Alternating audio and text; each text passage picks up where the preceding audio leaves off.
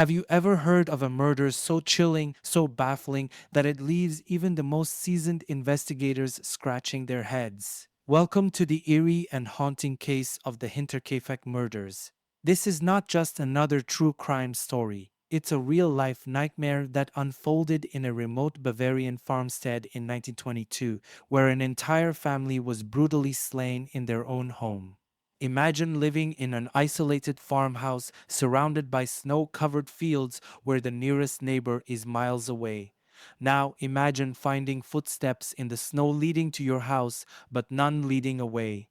You hear strange noises coming from your attic at night, and your keys start disappearing.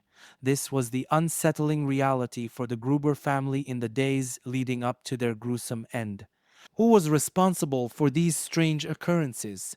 Why didn't the family alert the authorities? And most disturbingly, who could commit such a heinous crime and then live in the house for days, feeding the livestock and eating meals as if nothing had happened? The Hinterkaifeck farm, located between the towns of Ingolstadt and Schrobenhausen, was home to Andreas Gruber, his wife Casilia, their daughter Victoria, and her two children, Casilia and Joseph. They were a hard-working, typical Bavarian family, living off their land and keeping mostly to themselves.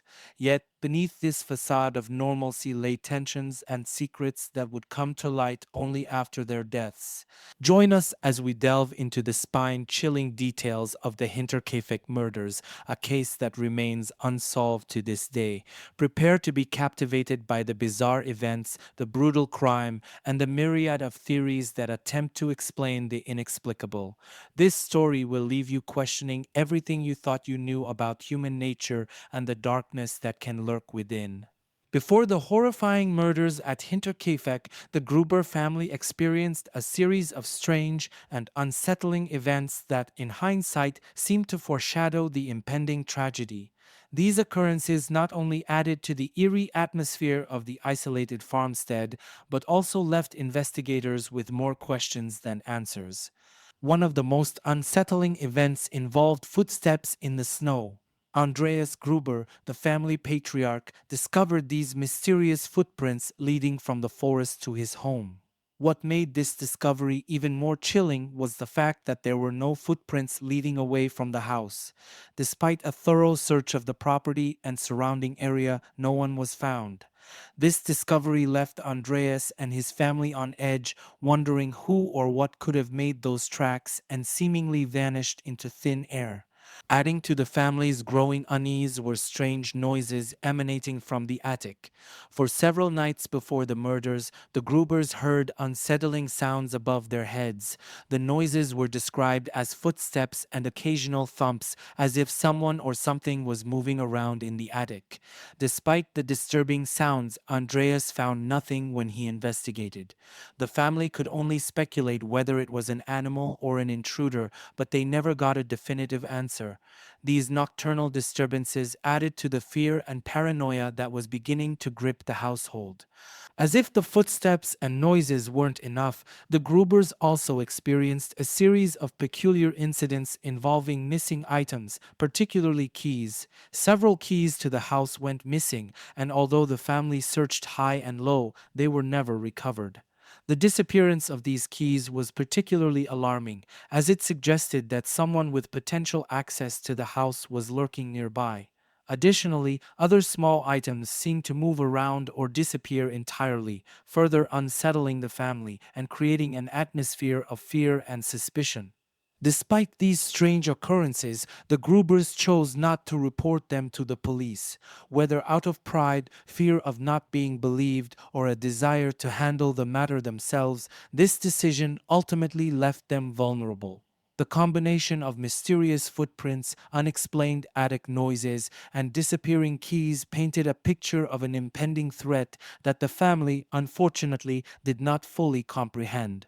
These eerie happenings set the stage for the horrifying events that would soon unfold, leaving the Hinterkaifeck farm forever marked by its dark history. The combination of these unexplained incidents and the brutal murders has made the Hinterkaifeck case one of the most intriguing and chilling unsolved mysteries in criminal history. The night of the murders at Hinterkaifeck was as eerie as the days leading up to it.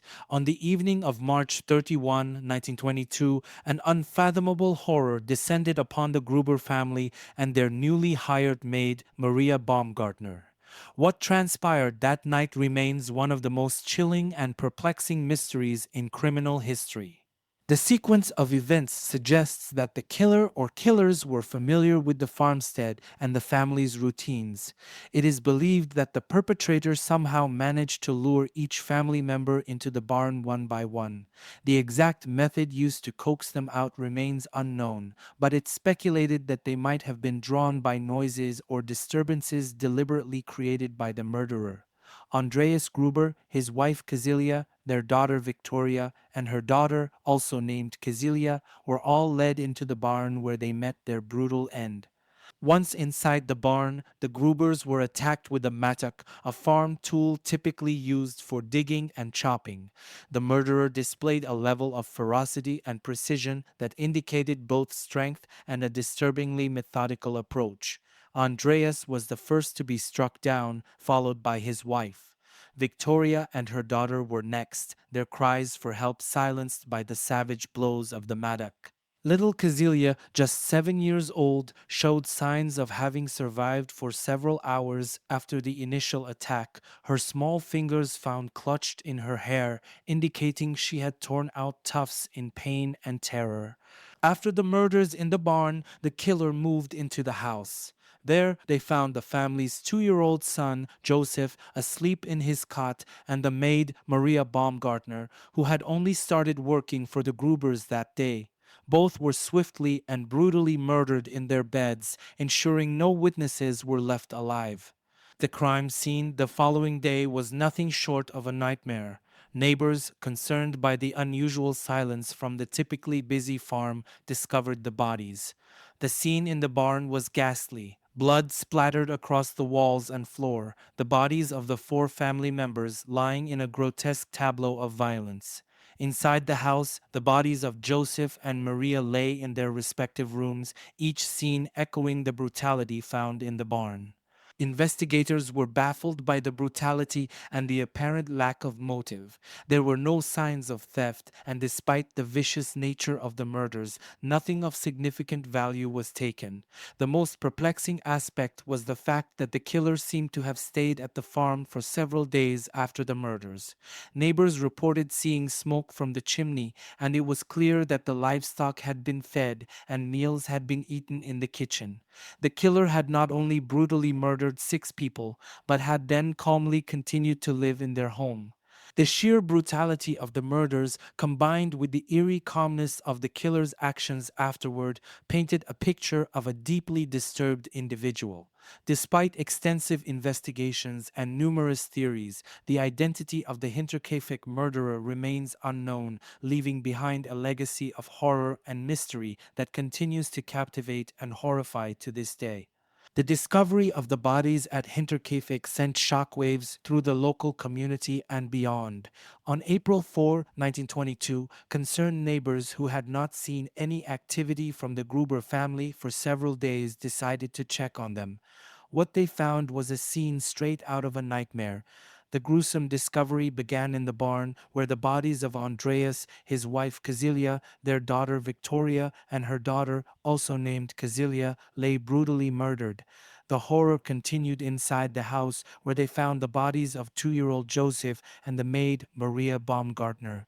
The initial police investigation began almost immediately, but the scene was already compromised by curious neighbors and townspeople who had trampled through the house and barn, inadvertently destroying potential evidence. Despite this, the police quickly realized they were dealing with an exceptionally brutal and perplexing case. The manner of the murders, violent and precise, indicated a killer who was both physically strong and emotionally detached. One of the most baffling aspects of the investigation was the killer's apparent stay in the house after the murders. It was evident that the perpetrator had remained at the farm for several days. During this time, they fed the livestock, ate the family's food, and even tended to the household chores. Neighbors reported seeing smoke from the chimney and noted that the animals had been well cared for. This eerie detail added a layer of psychological horror to the already grisly crime, suggesting that the killer felt disturbingly comfortable in the aftermath of their atrocity. The police conducted numerous interviews and followed multiple leads, but each path seemed to lead to a dead end. They interrogated anyone with a possible connection to the Gruber family, including local townsfolk, former employees, and distant relatives. Various theories emerged, ranging from a vengeful relative to a disgruntled former lover. However, none of these theories could be conclusively proven, and every suspect had an alibi or lacked sufficient motive.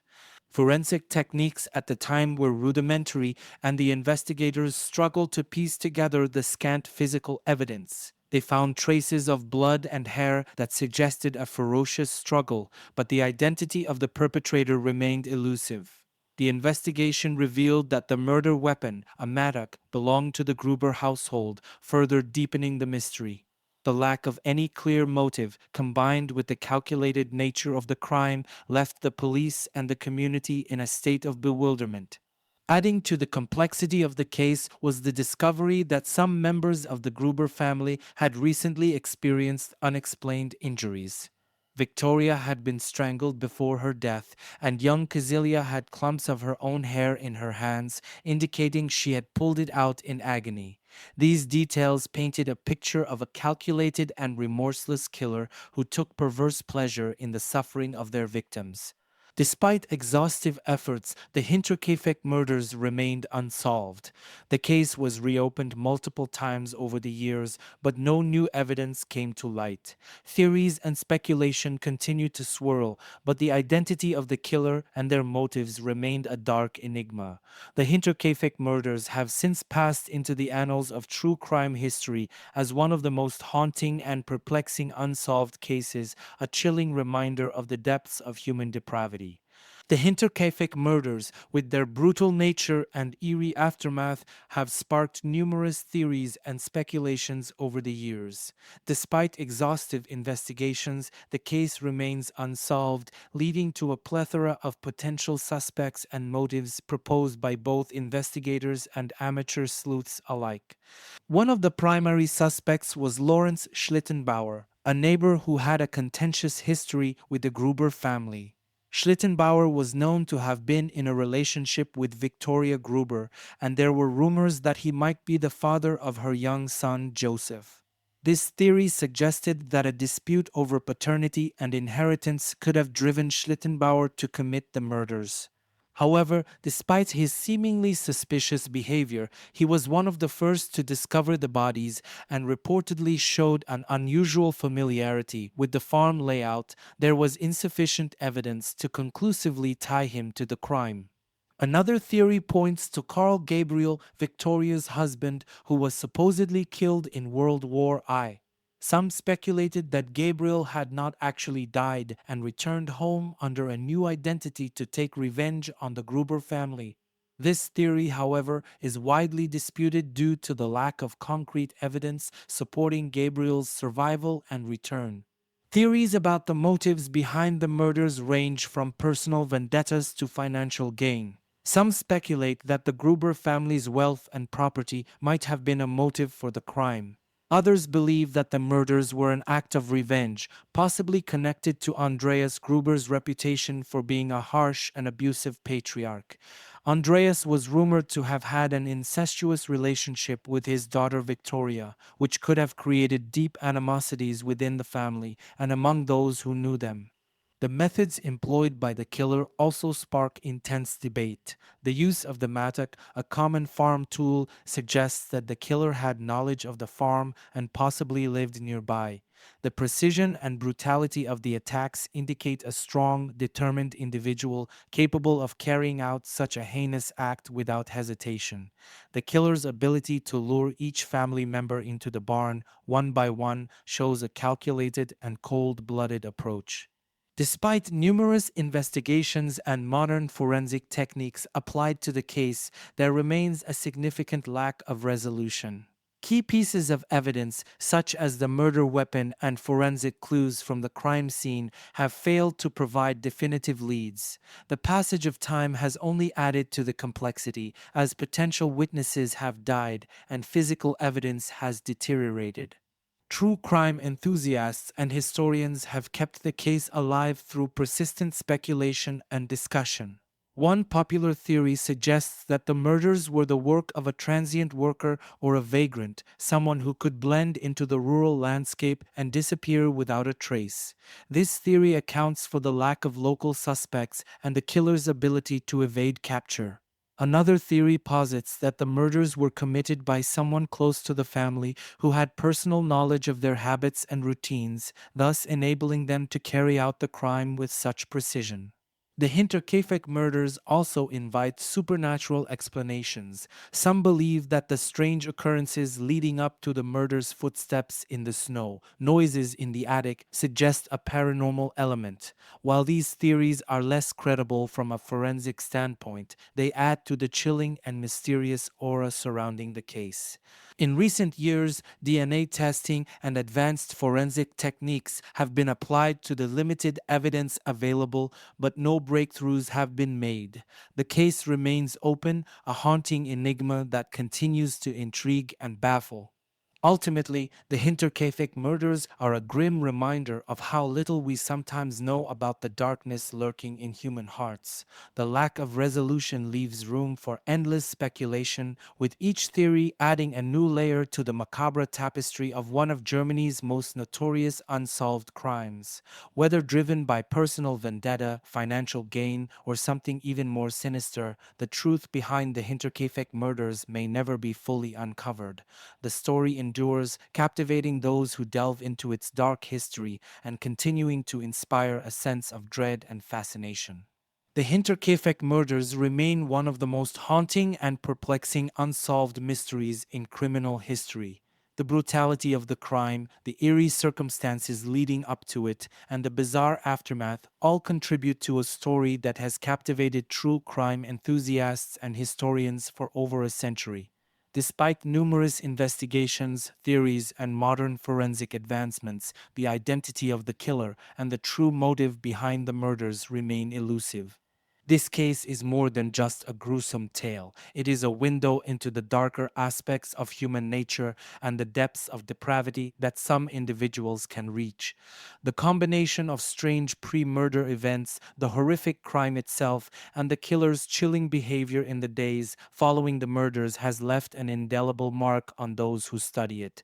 The Hinterkaifeck murders continue to spark debate and speculation, inviting new generations to ponder over the clues and the possible identities of those responsible. We encourage you to dive deeper into the details of this fascinating case and share your thoughts and theories with us. What do you think happened on that fateful night in 1922? Could it have been a vengeful neighbor, a long lost relative, or perhaps a wandering stranger with a dark past?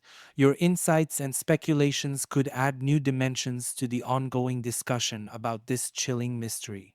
If you found this video intriguing, don't forget to like, share, and subscribe to our channel. By subscribing, you'll stay updated on our latest true crime stories, historical mysteries, and other fascinating content. Join our community of curious minds and help us unravel the mysteries of the past, one story at a time.